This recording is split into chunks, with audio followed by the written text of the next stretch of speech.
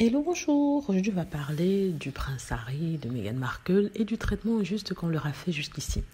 Une chose que l'affaire Andrew et le fait que la reine ait payé pour ses frais d'avocat ainsi que pour la victime est fait, c'est de montrer l'injustice criante envers le prince Harry. Dans toutes les émissions que je regarde sur la chaîne anglaise, il y a des débats sur le prince Andrew, sur le fait que la reine est payée pour lui. Dans ce que certaines personnes, certains commentateurs, lors de ces émissions, lors de ces shows, essaient d'éviter, c'est de la comparaison avec le prince Harry. Mais il y a toujours un commentateur pro-Meghan qui ramène ça sur le tapis. La dernière fois, dans le show Good Morning Britain, il parlait justement du prince Andrew et il parlait avec deux commentateurs. Il y avait Angela Levin et il y avait un autre monsieur qui était pro-Harry et Meghan. Ce monsieur a amené sur le tapis ce que tout le monde essayait d'éviter, la comparaison du traitement qui est fait à Harry et Meghan. C'est-à-dire que aussitôt qu'ils ont annoncé qu'ils souhaitaient s'expatrier en Amérique, on leur a automatiquement enlevé leur titre. Ça n'a même pas attendu. Tout de suite, les titres étaient partis parce que, soi-disant, ils ne travaillaient plus pour la famille royale. Ce monsieur a noté qu'il a fallu 11 mois pour retirer le titre au prince Andrew.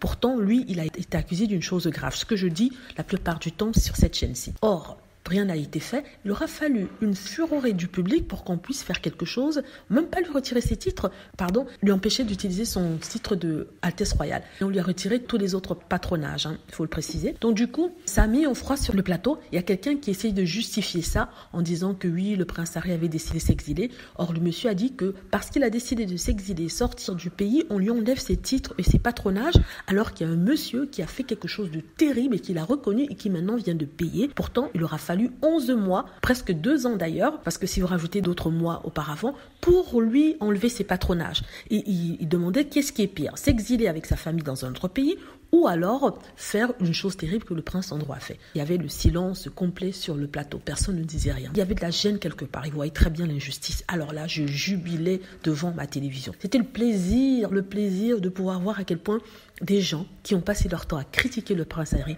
à dire qu'il a porté le déshonneur sur la famille royale, restaient muets devant une réalité, une vérité qui est, le prince Andrew a fait quelque chose d'horrible. Qu'est-ce que vous avez à dire à cela? Vous avez tapé sur le prince Harry tout au long des 2 dernières années en disant que la pauvre reine, son petit-fils, l'embarrasse devant le monde entier. Mais quand il s'agit du prince Andrew, rien n'est dit, rien n'est fait. Alors, silence radio, personne ne disait plus rien. Ils se sont empêchés de mettre la publicité pour ensuite couper ce segment de l'émission. Voilà. Donc, je vous tiens au courant des dernières nouvelles que je reçois sur le prince Harry, le prince Andrew. Ces derniers jours ont été un pur plaisir pour moi. Pas parce qu'il est dans le pétrin, le prince Andrew est dans le pétrin, mais parce que ça démasque les haters et les trolls. Leur argument ne tient plus et ils ne savent plus où se mettre. Voilà, dites-moi ce que vous en pensez. J'espère que vous avez aimé la vidéo. N'hésitez pas à cliquer sur like si c'est le cas, à vous abonner pour plus de vidéos et à cliquer sur la petite cloche afin d'être averti lorsque je poste une nouvelle vidéo. Merci.